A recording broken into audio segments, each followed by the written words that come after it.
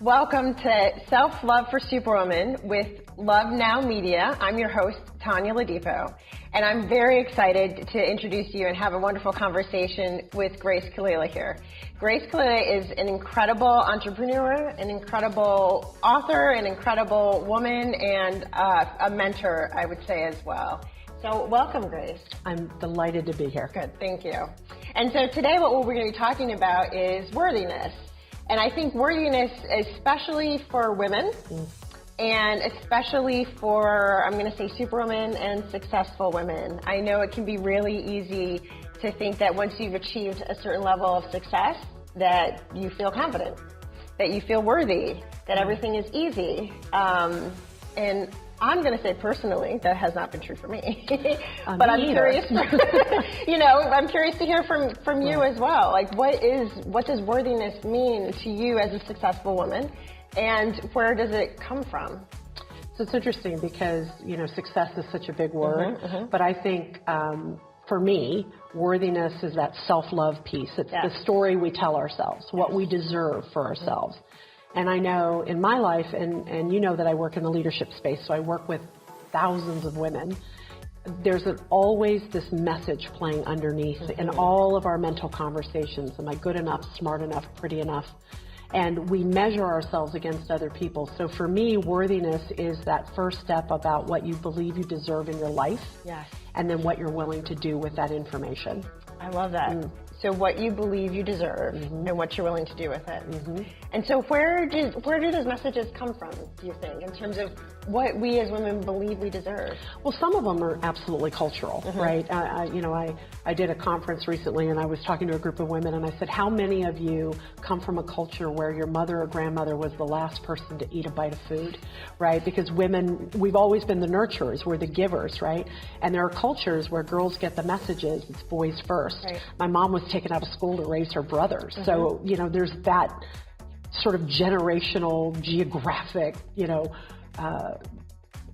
history that we have, but it's also societal, right? I mean, we just have images where women are second-class citizens, and then there is, I think, it's part of our DNA is to question who we are, to use other people as a mirror, and then to decide whether we're worthy based on that reflection. So there's the messaging, there's the historical element, and then there's just our DNA. All those things play into it. Yeah. And so how do you deal with it? Like, how do you deal with those messages that you've kind of picked up along the way, whether it's from society, whether it's from family? Yeah, so it's interesting. I think for me, because I've always been overweight, I was a fat little girl, I was heavy in high school, I was over 250 pounds in high school, I always struggled with not being good enough because of the way I looked. And that even happened with my mother, who was very supportive in many ways, but because I was different, she said, you need to lose weight or these things will not happen for you. And for a long time, I was uncomfortable being out front, and I ignored my own talent, my own ability, because I was using this, if you aren't this, you don't qualify, right? And so, honestly, for me, I have to tell those voices to shut up, and I get up and do it anyway. If I listened to society, I wouldn't get out of bed in the morning. I'm almost 60 years old, and I'm plus size. According to social media, I have no reason to exist.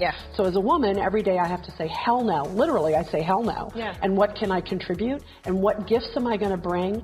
And my motto, and you've heard me say this, if you can't hide it, decorate it. So this is the world I'm in today. How do I be my best self? I love that. I love that. I once, when I was in my early 20s, I went to a therapist and we talked about all the pressures that you get from the outside world. And one of the tips she gave me that I thought was so great is to think about putting on a coat of armor. And that not after you put on that coat of armor, then grease it up with some Vaseline. So that all of the messages that are coming at you saying that you're not worthy enough, that you're not good enough, that you're too dark in my case, that you're too large, whatever those messages are, that they can kind of slide off the armor that you put on in the morning. And then when you come home, take it off so that you can still be all of who you are. Well, if you think of love as the perfect belonging, then a lack of love is the imperfect not belonging, right? It's the qualifying out of everything in your life. So one of the things that I think of is that conversation, that lack, that I don't belong here, I'm too dark, I'm too fat, I'm too old, I'm too whatever. is the GPS of your life, right? So, you know, when you rent a car, when you're going somewhere, you don't go, hey, I'd like to go the longest distance and I want to sit in rush hour traffic and I'd like to hit a wall when I get there. But that's really what we're doing when we're living in that negativity and in that negative self-talk, because that's playing for many of us underneath every conversation. Okay, so now I'm thinking about people when you're really striving to achieve, and that when you reach that measure of success that you set for yourself, that is what makes you worthy. And I can say for myself, and I think for a lot of other people, how hurtful actually that is, because you're constantly chasing something that you're never going to achieve. And that worthiness actually comes from within, which I know sounds so trite, but it's really, really true. One of the things, you know, my grandmother, I learned early on when she would say, how are you doing? And I would say, great. And, you know, the rest of my family would ask about my business and my company, and they'd be proud of it and excited. And I realized my grandmother really doesn't care. Her questions are you happy? Is your husband good to you? Are your kids okay? She could care less about my work. And that was a really important lesson for me, because she cared about me and the love and support I had around me. And that, as a marker of success, always kind of gets me back on track when I'm trying to chase the kind of external success that there is. And so that is something I just wanted to give as a tip to people, to find who is it or what is it that really reminds you of your innate worthiness, simply because you were created from a mass of cells, right, and you became into this incredible human being. So who or what reminds you of that? And then how can you take a picture of that person or that thing and put it in a place where you see it often? Because I think that can help interrupt the process of worthiness being equated with tangible success, as opposed to worthiness being about just who you are and how you act in the world. So it's interesting. It reminded me, as you were speaking about, Sean Achor talks about happiness, and he talks about how success keeps moving us on the cognitive horizon. Like, you get something, and so that you won't be really successful until the next achievement. And there really is something about being in your skin and being with or without the gold ring, and being able to be. And you know, many years ago, I was wiped out financially, spiritually, emotionally, physically in a very bad marriage. And I really started over in my 40s.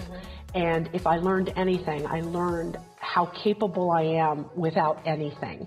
You know, I mean, I had $40 to my name. I had no place to live. I mean, I know what it's like to have nothing, but I also recognize from that place, I tapped into all the things that I really am, right? And my resilience and my core values and the kind of person that I wanted to be. And all of that came without any physical or external reward or achievement. So, and a lot of this is also about being in the present. You talked about your grandmother, like, how are you now? She wasn't going, how are you going to be 10 years from now? She was like, the skin you're in, how you doing? And that really does become a measure of life and a measure of our success. Thank you. I so appreciate your time and your honesty and transparency. One of the things when we were, you know, thinking about who to invite to tape this segment, Grace was literally the first person who came to mind. One of the things I've always really appreciated about Grace, other people too, but what it really kind of captured me in the moment when we first met was how genuine she was, how kind she was, and how generous. So who or what brings that out in you that makes you want to shine? And then make sure you take a picture of it. So if it's the ocean, take a picture of it. If it's the sunshine, if it's your grandmother, but take a picture and then put it in a place where you can refer to it regularly. So it could be your screensaver on your computer, on your phone, put it in your wallet. But just that image to remind you of who or what makes you feel like you are whole and worthy and an incredible person.